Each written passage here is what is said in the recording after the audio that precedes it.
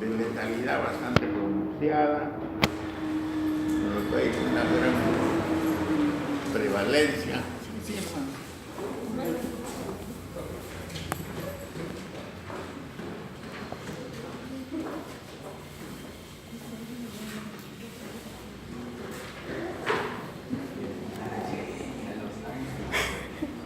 esa es una crónica terminal, problemas serios. Dentro de ellas tenemos las glomerulonefritis. Este es un grupo de enfermedades que últimamente ya se ha evolucionado bastante, se conoce bastante ya su patología y son la creadora prácticamente de todo lo que es nefrología. Entonces, estas son de base inmunológica. Hay otro grupo más común, lo van a ver en otra clase, por ejemplo, la nefropatía diabética. La nefropatía diabética es uno de los grandes problemas ahora, ¿no? Los obesos y la diabetes mal controlada lleva a la insuficiencia renal crónica. Otra, la nefroesclerosis.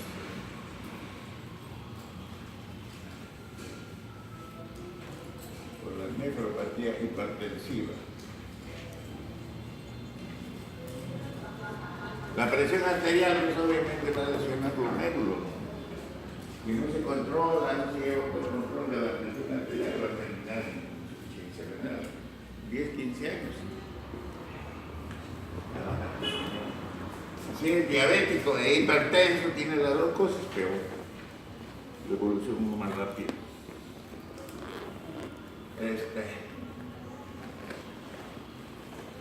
Luego, en nuestro medio, la nefropatía obstructiva.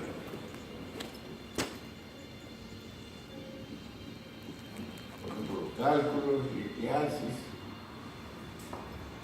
la hipertrofia benigna de próstata, etcétera, etcétera. Estos cuatro grupos son los que más llevan a la insuficiencia renal.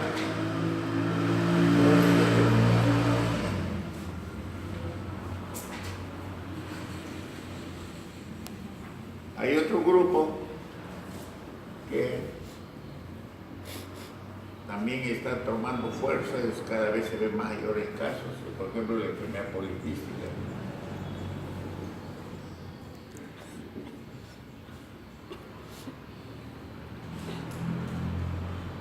Y otro como el lupus eritematoso. El lupus eritematoso sistémico es una glomerulonefritis secundaria. No sé el rato por qué. Y estos de acá son las glomerulonefritis primarias.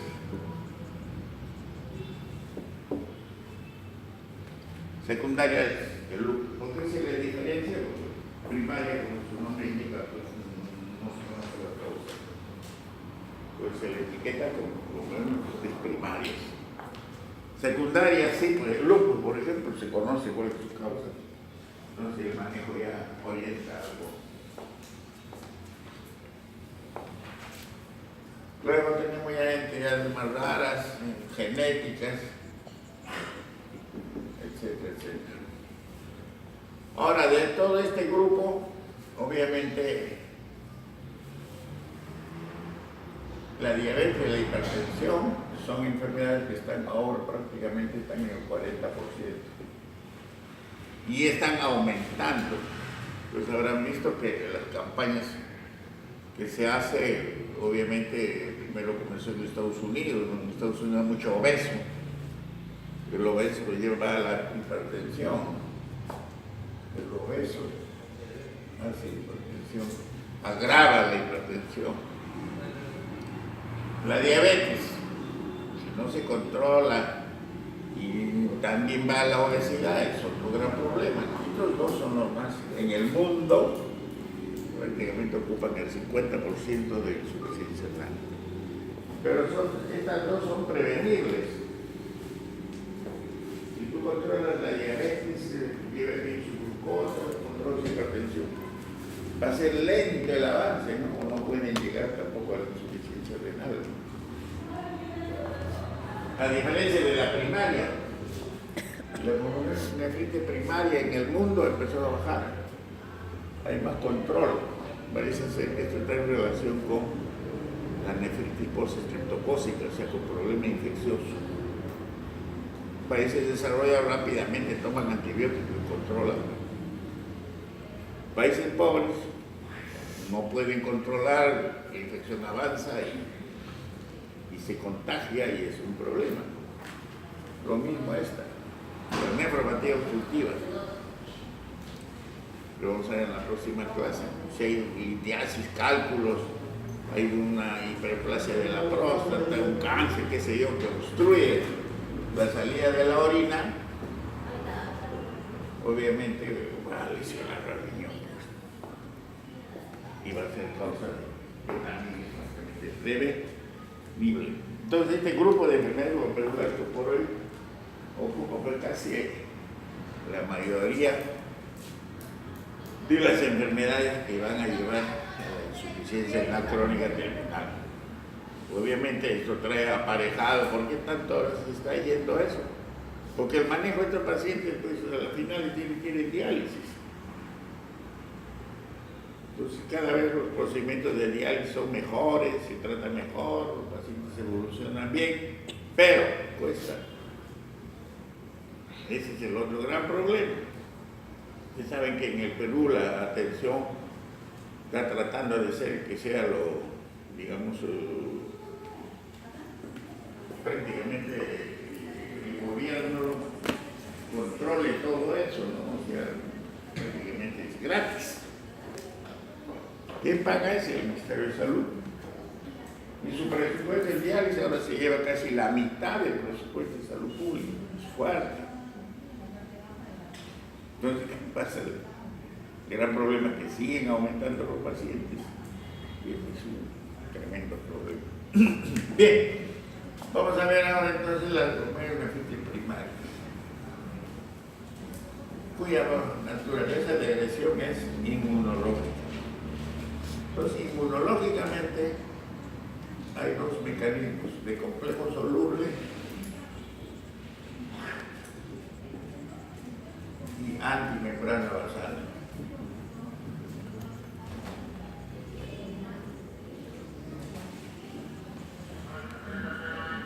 Esos son los dos principales mecanismos. Para entenderlo, esto es lo siguiente, ¿no? El ejemplo clásico de glomerulonefritis por complejo soluble es la glomerulonefritis postestreptocócica. En medicina, felizmente, con el nombre ya les está diciendo todo.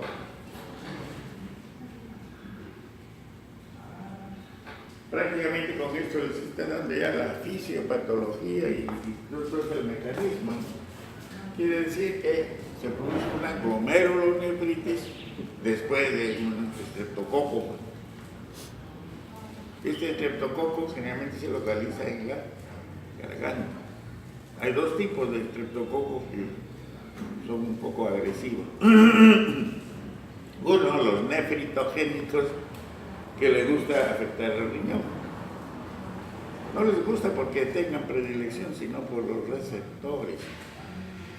Todos los microbios, los gérmenes, mandan toxinas o sustancias nocivas para el organismo. Eso es su modo de vida, pues. Si usted tiene una tifoidea, el bacilo típico le gusta ir al intestino, ¿no? La enterocolitis, que si no lo controlan, hace una infección sistémica. ¿No? Hay otros estreptococos que le gusta ir al corazón. Entonces son los estreptococos cardiogénicos que van a dar la fiebre reumática. Y antes era un problema, porque las cardiopatías reumáticas eran un problema. La insuficiencia mitral, la insuficiencia aórtica, todo era causado por eso. Bien. Y hay un grupo de estreptococos que le gusta el riñón, pues. No es que le guste, sino se localizan ahí porque su receptor es especial para ellos y van a desarrollar. Entonces, ¿qué es lo que pasa acá? Acá hay una amigdalitis o faringitis, obviamente por el estreptococo. Ahora, no todas las amigdalitis son por el estreptococo, hay virales, qué sé yo, por lo que debo conocer. Cuando el cuadro es bastante severo, fiebre, malestar, dolor de garganta, qué sé yo. Entonces, acá se produce una lucha en la garganta del paciente, ¿no? Hay una lucha ahí. Entonces, obviamente, si acude rápido al antibiótico, puede controlar ahí. Los antibióticos vienen. Pero si no toma antibióticos, sigue su curso, pues, 4 o 5 días de la infección y después desaparece. No desaparece ni el estreptococo queda ahí, ¿no? Entonces, ¿qué es lo que pasa? Después de 2 o 3 semanas, hay un periodo de latencia que se llama, y debuta con síndrome nefrítico. Más sencillo. A ver, ¿qué cosa es síndrome nefrítico? A ver, ¿qué cosa es síndrome nefrítico? Acá se acuñó eso de síndrome nefrítico, nefrosis, por la glomerulonefritis, y ahí ya se ha asimilado a otras partes. ¿Qué es síndrome nefrítico? Estamos hablando cuando va a haber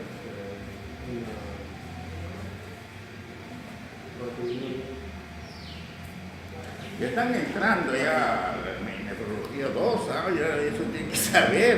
Aquí ese es el descubrimiento de eso, ¿no? Aquí se acuñó el término síndrome nefrítico hace 100 años, no ahorita. A ver.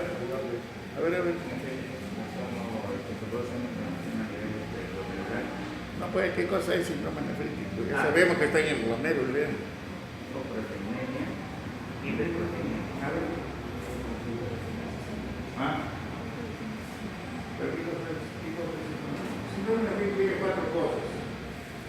Y tal.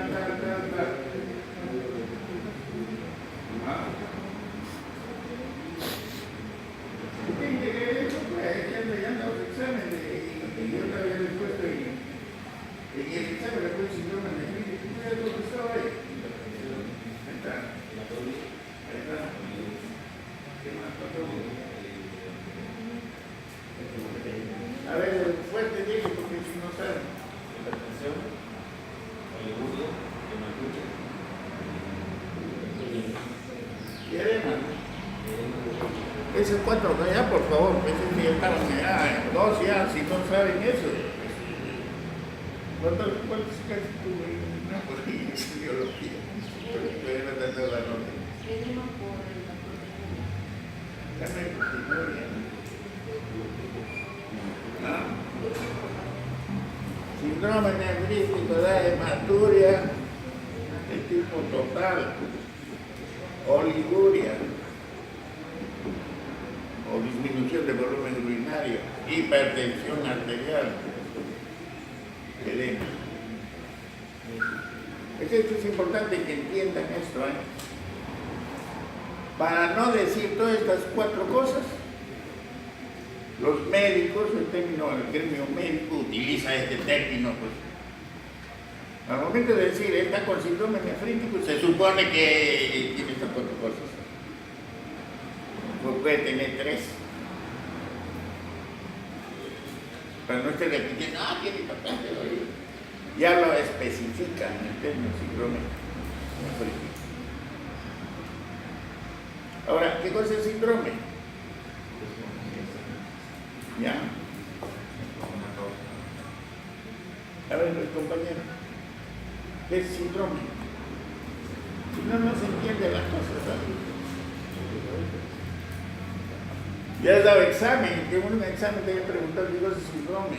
Tienes que leer, si no, ¿cómo va a construir una casa si no ponen cimientos? ¿Qué se va a caer? ¿Qué es síndrome? Es común en las patologías. Es común. O sea que el lado de las Está presente en el caso de Bueno, está mejor es que obedece a varias causas. Lo mismo, síndrome nefrótico. ¿Qué cosa es síndrome nefrótico, hija? Se da por la pérdida de proteínas. ¿Ah? Se da por la disminución de las proteínas. También presenta como, cursa con oliguria, hipoproteinemia. Traes una parte de la otra parte lo malogrado. Hay síndrome nefrótico. Hay proteinuria mayor consumatismo, hay hipoalbuminemia, hay edema. Y ahora es específico. Y acá también se acuñó eso. Eso ya tiene que saberlo así. Si no va a tomar de nuevo examen, esa cosa, si lo saben eso, yo no sé, pues cómo van a pasar a otro ciclo, no lo saben. Bueno, entonces pues después de la amigdalitis hay más o menos 2 o 3 semanas, el paciente está tranquilo, nada, y ¡brum! Desemboca. ¿Qué quiere decir? Que generalmente esto aparece en niños o gente joven, que va a venir la mamá diciendo, el niñito está orinando sangre y está orinando poco. Eso con esa sintomatología va a traer. Y la hematuria va a ser de tipo total. Ustedes saben que va a ser hematuria total también, ¿no? Hematuria total quiere decir que el sangrado es de acá. ¿Por qué? Porque tiene tiempo. No es ni de tipo terminal ni de tipo inicial, que es semiología. Entonces va a haber, ¿cuánto es de oliguria? Término de oliguria, ¿cuánto es? 3,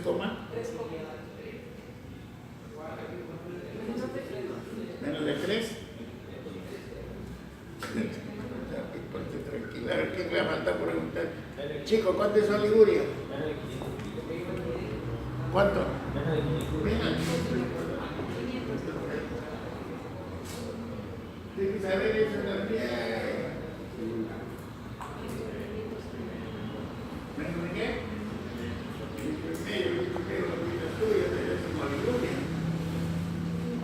A ver, Isa, ¿tú estás leyendo? ¿De qué? ¿Tú eres alumna? No. ¿Tú eres amiga?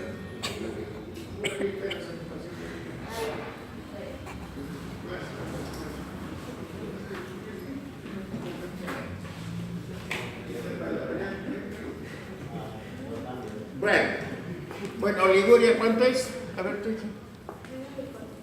Menos de 400. Chicas, estudian. Menos de 400. Y esto indica ya insuficiencia renal aguda. Esa es la importancia de esto. O sea, vean ustedes la gravedad de este proceso. Si tiene menos de 400, 350, ya pues aquí estaría recontra mosca. Porque está en insuficiencia renal aguda. Cuando es sin oliguria, si no quiere usted comprometerse, ponen disminución de volumen urinario. O sea, puede orinar 500, por ejemplo. No puede estar contento tampoco, ¿no? Si orina 700, tampoco puede estar contento. No está en síndrome nefrítico, pero está cerca.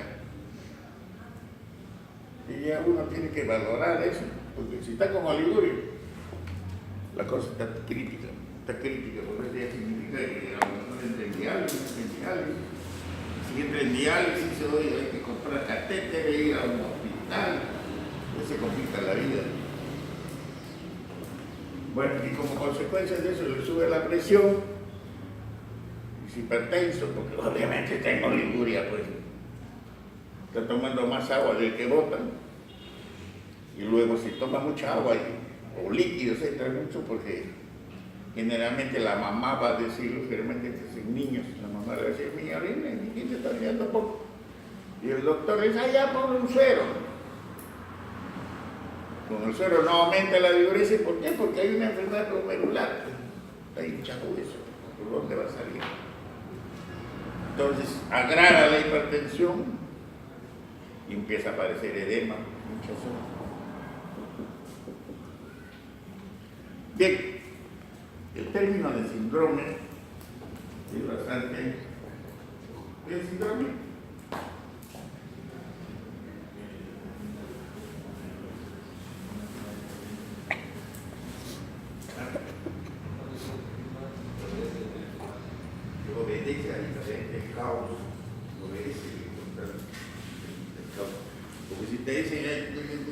paciente tiene síndrome nefrótico, nada más que tiene proteinuria y hinchado, ¿cómo vas a tratar eso? No puedes curar eso, porque no sabes qué cosa es. En esto, por eso, el término de síndrome es eso. El término de síndrome se ha acuñado para digamos, defender al médico, pues. En realidad es para defender al médico. Porque primera vez que te viene el chiquito, no vas a poder decir, este es una glomerulonefritis postestreptocócica, salvo que sos un Superman en la medicina. Pero si viene hematuria, esto te da un tiempo para poder tú visualizar qué cosa es, ¿no? Qué cosa es lo que pasa. Puede ser que el chiquito tenga un cálculo, igualito va a dar. Por eso se define síndrome nefrítico, es importante eso. Entonces, en el síndrome hay que buscar causas. Una de ellas es la glomerulonefritis. Vamos a explicar. Síndrome nefrítico. Puede ser el lupus eritematoso, el lupus. También te da un síndrome nefrítico. Puede ser una vasculitis. Igual te da un síndrome. Entonces ya esta parte de acá es la que ustedes en este ciclo van a ver. Ya van a pasar de síndromes a enfermedades. Y hoy, ¿para qué van a enfermedades? Para el tratamiento. Entonces, como nefrítico, ¿qué le voy a hacer? No le hago nada. Dejo que evolucione más. Y veo que es postestreptocócico. Pero si es un lupus, ya le empiezo a dar esteroides, ya le empiezo a dar medicamentos.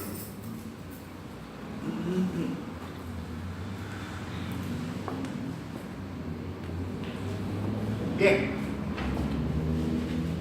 Entonces, eso es lo que desarrolla la postestreptocócica. Típicamente es un cuadro de esto, un periodo de latencia donde no hay nada, estamos un poquito jugueteando y nace el síndrome nefrítico. Entonces, de acá recién yo le doy tratamiento para la postestreptocócica. ¿Qué es lo que tengo que hacer? Yo ya nada puedo hacer, ¿no? Porque, disculpen la redundancia, porque la amigdalitis ha sido 2 a 3 semanas después. Puede que esté el estreptococo ahí o no.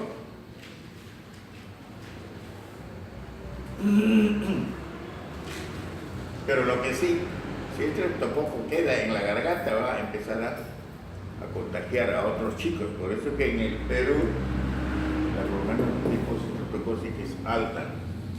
Bueno, ¿qué ha pasado? ¿Por qué produce esto? La fisiopatología es sencilla, ¿no? Aquí ha entrado el estreptococo al organismo. Es un antígeno. Es un antígeno. Entonces, como es un antígeno, yo pensé que cosas antígenos, ¿no? Viene la respuesta de los anticuerpos.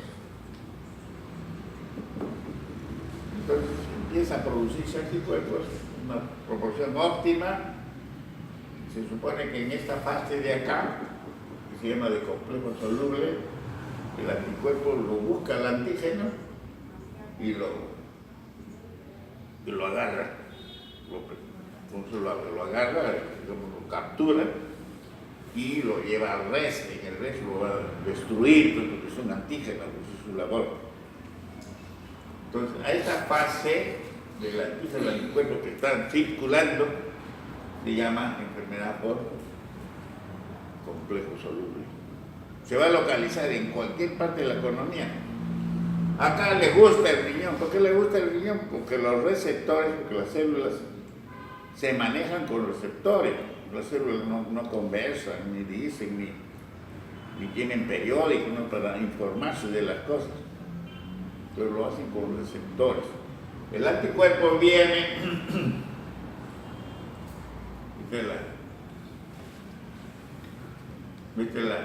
digamos, un capilar glomerular, es el glomérulo, ¿no? Está la lámina fenestrada y acá están las células epiteliales, los podocitos. Entonces viene acá el antígeno con su anticuerpo y se quedan pegados ahí. viene otro antígeno, como está circulando por todas partes, también se queda pegado con su anticuerpo en otro acá. Y aquí se depositan un montón. Entonces, la unión de antígeno con anticuerpo desencadena la reacción del complemento. Eso ya lo han visto también en fisiología. Reacción en el complemento es una serie de secuencia igualito que el mecanismo de la coagulación. El factor 12 va a ir, el factor 8 va a ir, fibrina al final. Va a obstruir un vaso que está sangrando. ¿Sí? Entonces el complemento empieza de C1Q, C2, 3, 4, 5, 6, 7, 8, hasta el 9 creo que es. Estimula. Cuando llega al 9 produce lisis. O sea, si fuera una bacteria, le hace lisis acá en su pared celular, es un huequito ahí. Y como la bacteria es hiperosmótica, crea una diferencia, se mete agua acá y la bacteria estalla. Ese es el mecanismo por el que se maneja las reacciones inmunológicas de la defensa. Y eso es lo que hacen también los antibióticos. La penicilina, entonces, ¿qué hacen? Altera la permeabilidad de la bacteria. Entonces, como es hiperosmótica, entra el agua ahí y estalla, digamos, rompe. Entonces, produce lisis a nivel de eso. Pero ya no está la bacteria, ¿no? Porque está alguna fracción de antígeno. Ahora, acá va a estimular a los leucocitos. Aquí hay una reacción inflamatoria, se desencadena la reacción inflamatoria, vienen leucocitos, un leucocito se pega acá, saca sus lisosomas, quiere fagocitarlo o lo fagocita también. Acá estimula a las células killer, a los linfocitos T. Acá va a traer más plaquetas. Acá va a producir más inmunidad celular.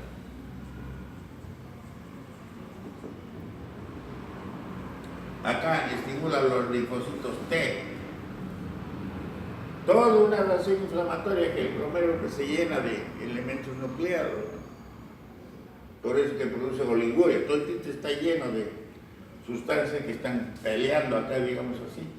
Y eso es lo que produce la hematuria.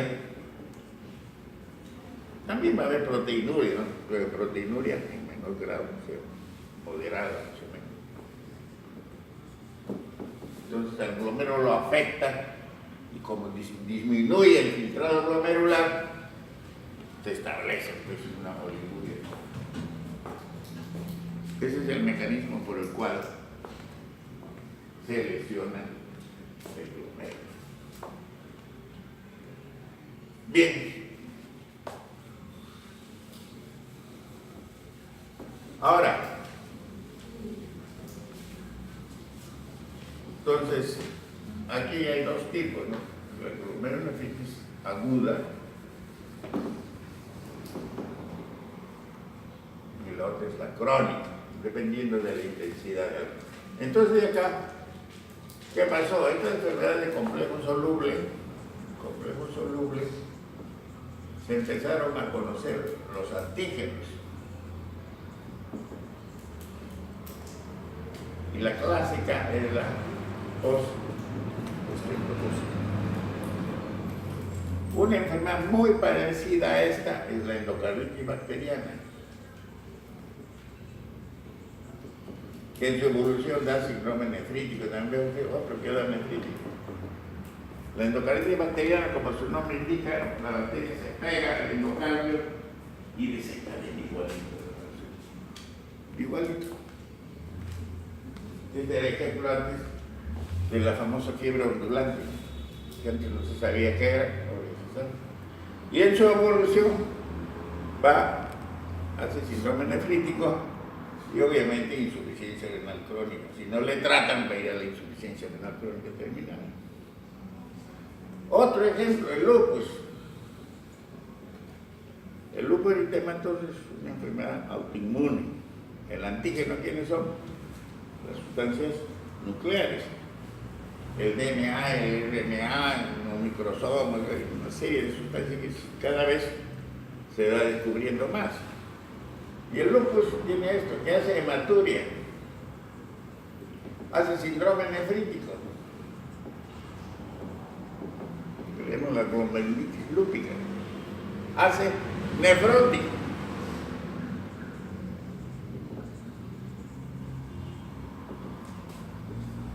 Si en el glomérulo se deposita por dentro de la membrana basal, hace nefrítico.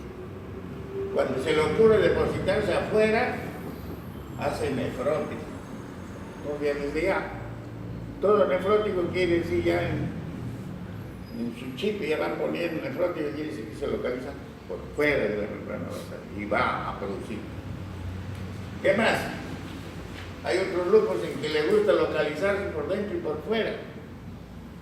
Hace las dos cosas, que le llaman, eso se llama la glomerulonefritis lúpica, por no decir que es membrana, que está por dentro y por fuera de la membrana basal. Bueno, esto lo van a ver con más detalle. Y hay un grupo que no hace nada, que es indemne. Después vimos el síndrome hemolítico urémico. ¿Ven ustedes? La púrpura trombocitopénica trombopática. Ven ustedes, hablando del síndrome, el síndrome hemolítico urémico, como su nombre indica, hace hemólisis y se va a la insuficiencia renal. Pero hasta ahora está como síndrome, no ha cambiado de nombre. No han cambiado, por ejemplo, el lupus, qué sé yo. ¿Por qué? Porque no se conoce qué es lo que lo produce. Hasta ahora no se conoce. Se piensa que es un virus, pero no se identificó el virus. En la púrpura trombocitopénica trombopática, la púrpura trombocitopénica trombopática, igual.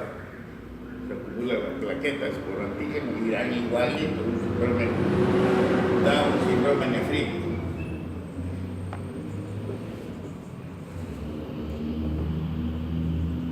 Y al hablar de síndrome nefrítico estoy hablando de insuficiencia renal aguda. Está produciendo oliguria, está con insuficiencia renal, son casos terribles. Después se encontró, por ejemplo, el paludismo. Antes Lima era una ciudad que tenía mucho paludismo. La prosa de Lima le dio también paludismo. Y estos palúdicos antes se evolucionaban con anasáraca. Anasáraca es un término antiguo también que indica síndrome nefrótico. Se hinchaba, tenía lo que se llama la hidropesía, un término que no se usa. Entonces se pensaba que pacientes palúdicos, gente pobre, no comían y se hinchaban. Pero no, el paludismo hacía pues típicamente un síndrome nefrótico, porque el anófilo transmitía el plasmodium y el plasmodium actuaba como un antígeno y desarrollaba eso. Y estos pacientes morían de insuficiencia renal crónica con síndrome nefrótico. Después ya aparece con la medicina una serie de procedimientos en los que se pone catéteres. Hay pacientes que tienen catéter cerebral, hay shunts que se utilizan y si se infecta eso, van a hacer un enfermedad complejo soluble. Después tenemos también los virus. Aquí hay una serie de entidades. Hay también la tiroiditis de Hashimoto.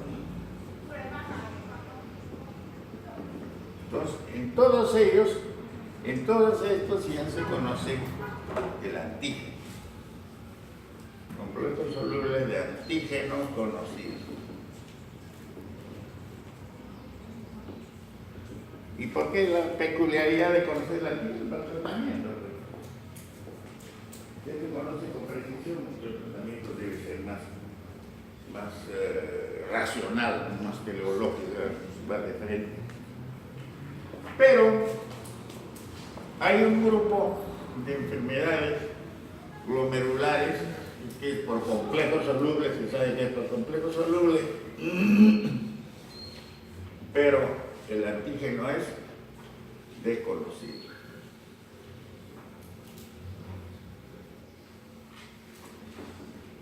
Entonces, de antígeno desconocido.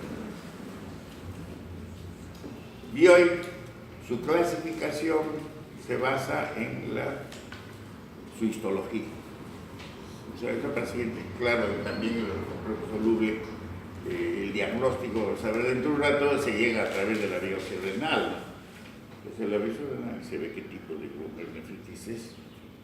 Entonces, de este tipo de antígenos desconocidos tenemos los cuales prolifera por dentro de la membrana basal. El antígeno está acá. Entonces, se le llama glomerulonefritis proliferativa endocapilar.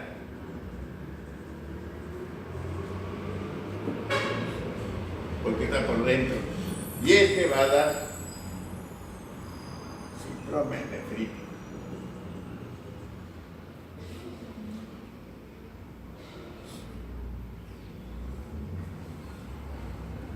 Entonces, hay otra en el cual, decía, se localiza por fuera, glomerulonefritis. Va a dar síndrome nefrótico, membranosa. Va, síndrome nefrótico.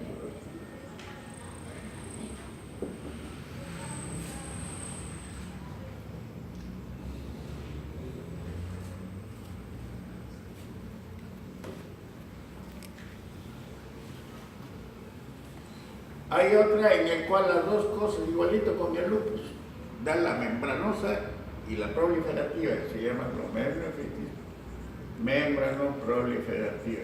Va a dar las dos cosas, nefrótico y nefrítico.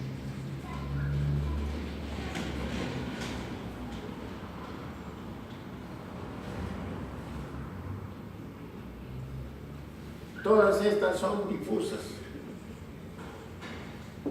Se toman todos los glomérulos, no escapa ninguno, por eso es lo grave de eso. Como también hay glomerulonefritis focal.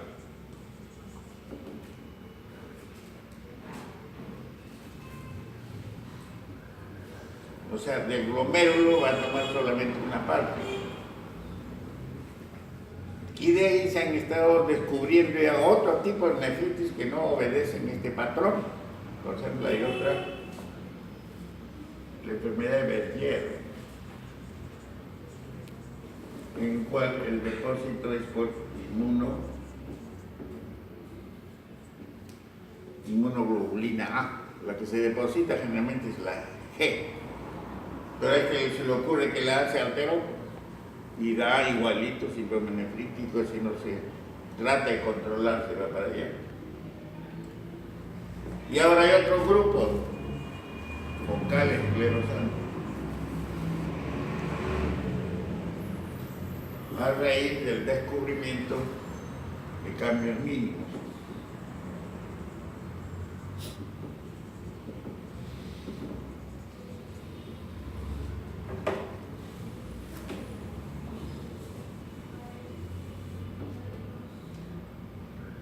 Ven cómo van apareciendo, que tiene otro patrón inmunológico, pero no se sabe qué es lo que lo ocasiona. Ahora ya se sabe que son sistemas enzimáticos que se alteran, que tienen que estudiarse pues, cuál es el paso preciso. Y hay otra en el cual da síndrome nefrótico en niños, cambio mínimo, no hay ninguna alteración a la biopsia, pero hace síndrome nefrótico. A ver, Isa, ¿qué es síndrome nefrótico? Es un síndrome que se caracteriza por la pérdida de proteína mayor a 0.5. ¿Qué? Es un conjunto de síntomas. ¿Cuáles son ese conjunto?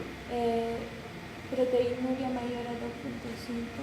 3 y medio. Bueno, no te estoy cabeceando. Bueno, entonces, ¿qué más? Y hay otro que antes se veía, ahora ya no se ve. cambios mínimos, entonces eso, ¿no? En el cual a la microscopía de luz, microscopía electrónica, eso no se ve ninguna alteración. Y hay otra que es rápidamente evolutiva.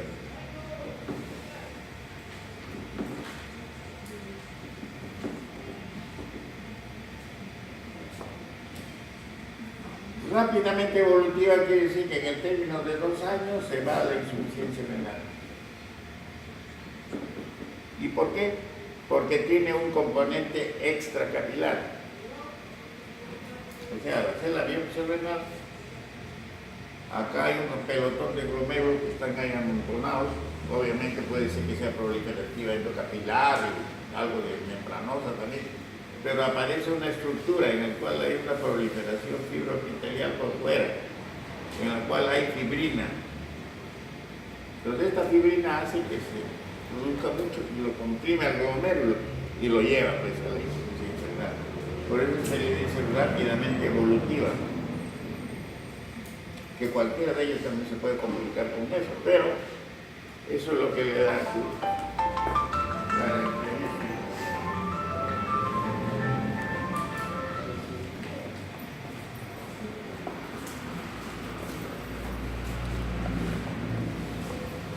Bien, dados en eso, pues entonces este es el espectro de las glomérulos nefritos.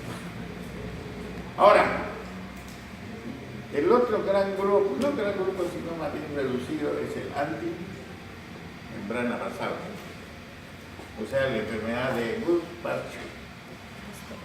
En esta enfermedad, a diferencia de lo que se ha visto en estos aerodepósitos, ¿no?, de los complejos solubles, donde se deposita y queda. Pero en el Goodpasture, toda la membrana endotelial se hace antigénica. Entonces, ¿qué pasa? Acá vienen todos los anticuerpos, toditos ahí. Se va a hacer una evolución rápidamente evolutiva. Entonces, eso se llama rápidamente evolutiva. Y luego, este tiene una característica, ¿no?, que llevó a su descubrimiento, que el pulmón, coincidentemente en el pulmón hay depósitos. Entonces estos pacientes hacían hemoptisis. Entonces, eso se ha descubierto hace 80 años, no es ahorita, 80, 100 años. Como tenían hemoptisis, generalmente lo mandaban a las salas de fisiología que es vía respiratoria. Antes la tuberculosis era un problema, ahora está volviendo a ser de nuevo otro problema, porque el bacilo tuberculoso no responde, pues hay bacilos tuberculosos súper resistentes. Entonces, ¿qué pasaba? Estos pacientes hacían hemoptisis, no, estos son tuberculosos.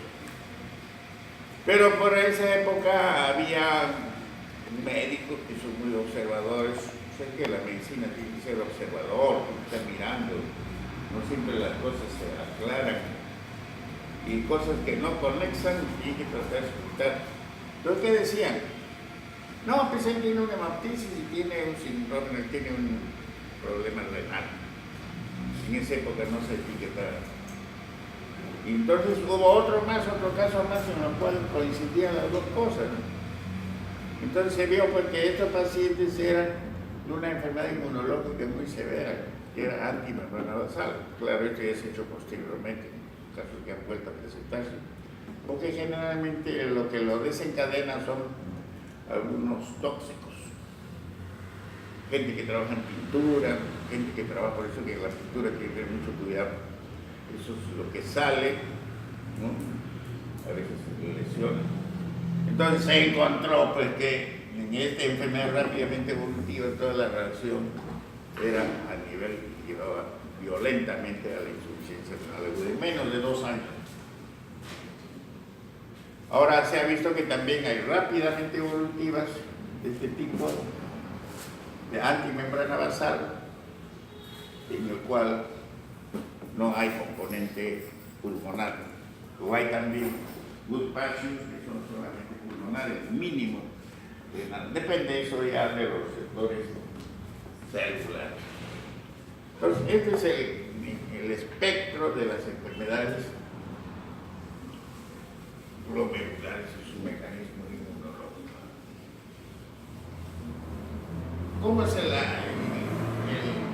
el camino clínico que tienen que hacer ustedes? Entonces, en la historia clínica,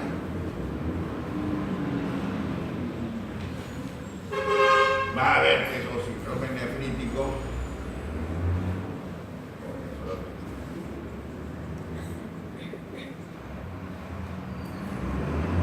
¿Qué exámenes piden para identificar quién es nefrítico? ¿Sabes tú qué es neumonía? ¿Cómo sabes quién tiene nefrítico? Bueno, los síntomas, no. Ya, con laboratorio, con lo que quieras. Con laboratorio, ¿qué examen piden?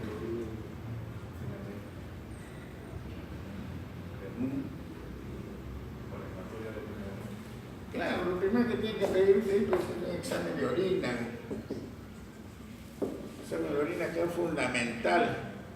¿Qué más pedí? Que estás muy alegre.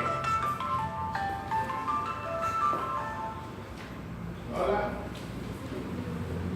Sí. Examen nefrótico y acá fundamental. La proteinuria en orina 24 horas. ¿Cómo se van a saber que si es nefrótico o no hay nefrótico? Si no, ¿cómo saben? Y para la función renal, ¿qué piden? La función renal, ¿qué piden? Creatinina y obviamente depuración de creatinina, pues. ¿No? Suponte que sale la depuración de creatinina. De 20 años sale 60 mililitros por minuto. ¿Qué? ¿Ah? ¿Qué tiene? Considerar está baja la depuración. Está baja, es de 20 años. Tiene el 80, 100%. Ya hay caídas de la... Todas esas cosas tienen que saber ya interpretar, ¿eh? Entonces ahí pueden definir si es nefrítico o nefrótico. Entonces acá el próximo paso es hacer la biopsia renal. Pongamos que tiene nefrítico, tiene que ser biopsia renal. Y luego tiene que excluir todas las causas que hemos visto. No ese de antígeno conocido, tiene que pedirle problemas para lupus, tiene que pedir escaltapaludismo, todas esas cosas que hemos señalado. Entonces, la biopsia renal y inmunofluorescencia y microscopía electrónica. Entonces, tienen que ser estas tres cosas.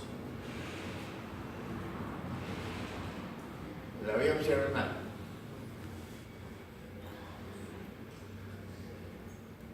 En la biopsia renal va a determinar pues, si es proliferativa, si es membranosa o es membrano proliferativa, pero ya clínicamente ya tienen ustedes una idea. Y la inmunofluorescencia y en la microscopía electrónica van a definir si es por complejo soluble o antimembrana basal.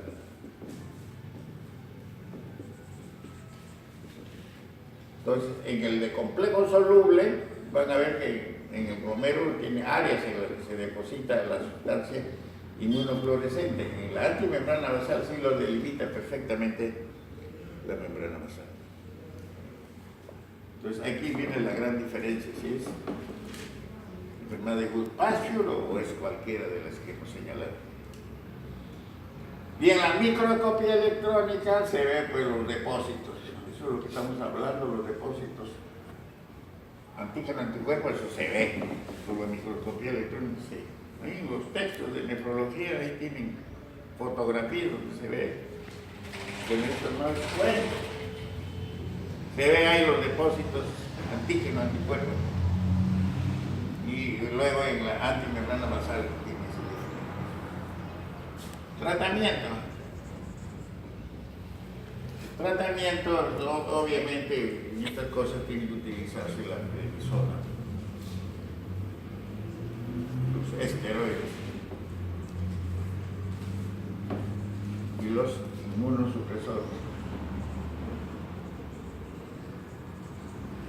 Esto va a estar reservado por los antígenos desconocidos, que no se conocen. El antígeno conocido no se tratarlo. Es un paludismo, se trata el paludismo, pues. Es una endocarditis. Tratar con antibióticos y lo probar. Esteroides y inmunosupresores. Esteroides, la prednisona, 1 miligramo por kilo de peso. 70 miligramos diarios, 2-3 meses. Bueno, no se preocupe del tratamiento, porque eso lo manejaría el especialista. No creo que tengan acceso a eso. Pero sepan qué cosas se dan. Y de inmunosupresores, la ciclofosfamida,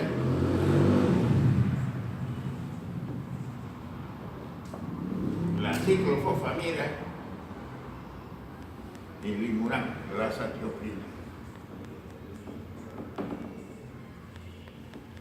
De 1 a 3 miligramos por kilo de peso. Y la azathioprina de 1 a 2 miligramos por kilo de peso. 2 a 3 meses. Y los de antígenos desconocidos, el 30% responden a este tratamiento. El 30% responde al tratamiento, un 70% no responde, pues. Irremediablemente se va a la insuficiencia crónica. Bueno, si tiene acceso a diálisis, ok. Pero no se preocupen de esto, porque esto lo maneja ya el especialista, así que ustedes tienen que dirigirlo, nomás ya denle bien, le dice. Ya, esteroides e inmunosupresores. Otro es el tratamiento del síndrome nefrótico. Aquí se tiene que tratar. ¿Cómo es el tratamiento del síndrome nefrótico? Diurético, de hinchado, tiene que bajarle. ¿Cuáles son los diuréticos? El furosemide, 1 miligramo por kilo de peso. El único que hay también, 1 miligramo por kilo de peso.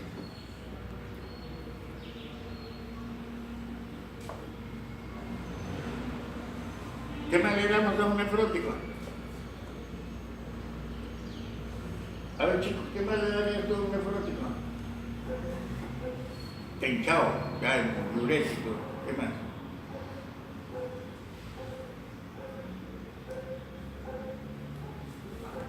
A ver, chicos, usted es medio mosca. Mosca completa. Claro, muy bien, poner proteínas por la avena o que coma. Si puede comer, que coma. Si no, hay que comer proteínas, si no, no baja. No va a deshincharse. El colesterol baja solito. Inclusión de albúmina, cuesta plata o plata.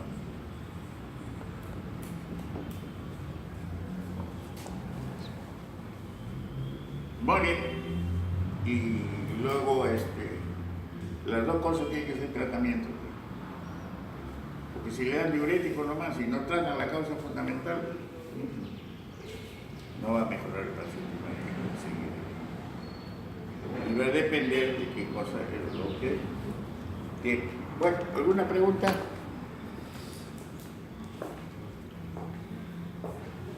¿La lista tiene?